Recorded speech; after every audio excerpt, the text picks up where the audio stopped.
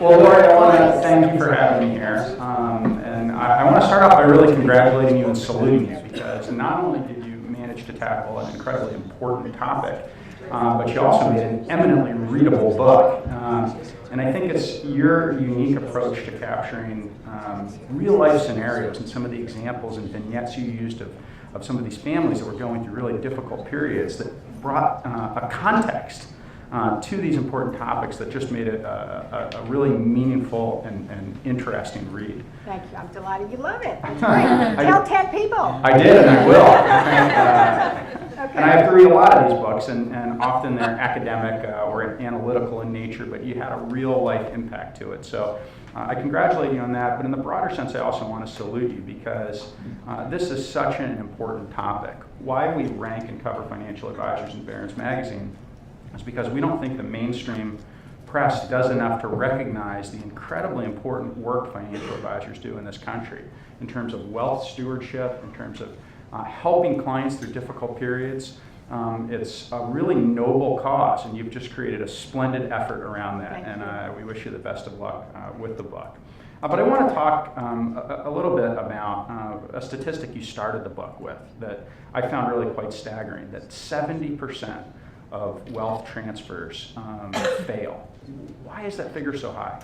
It's a 70% failure rate, and the main reason is breakdown in communication and trust. And by the way, failure is defined as loss of control of assets through mismanagement, poor investments, or the like. So, yeah, so it's a worldwide statistic, and communication and trust at the heart of turning this whole thing around and preparing errors, and that's part of what the book's about.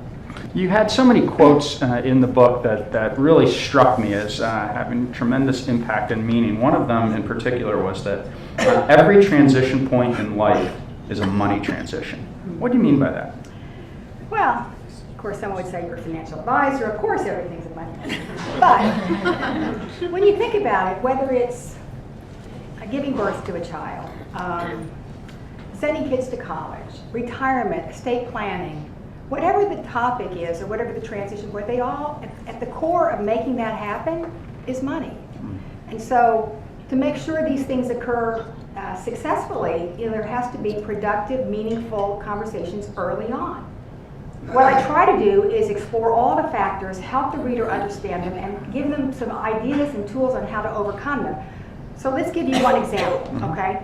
So for example, on an evolutionary instinctual level, money is tied up with sexual exchanges. Because of that connection between money and sex, the conversations around money and sex are inextricably linked and equally difficult. So they're both associated with a fair amount of shame, anger, fear. There's a lot of emotions going on with respect to the conversation around money. I talk about that. How do you coach families to get past that? Well, I think what's the most important step? Well, first of all, as I talk in my chapter called preparation pays, right? You need to identify what are the factors in your family that are interfering.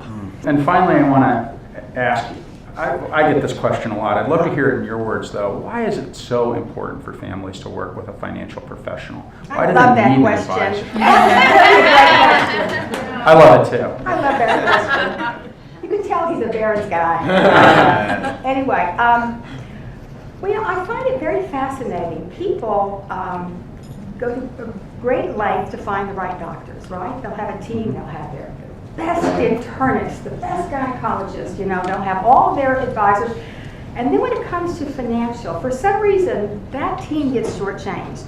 And, being the professional that I am, I see how complicated all these financial decisions are, and you can't possibly make them on your own. I've seen people make enormous, costly mistakes because they didn't want to take the route and the proper approach to engage professionals, but good professionals, to help them get through all these difficult decisions and all these life transitions. And I have a whole chapter devoted on how to actually pick good advisors. Well, I think you stated that very eloquently. What I will say is, if you really want to know the secret for why everyone here must use a financial advisor, just read the M word. Yeah! The reflective part of my brain is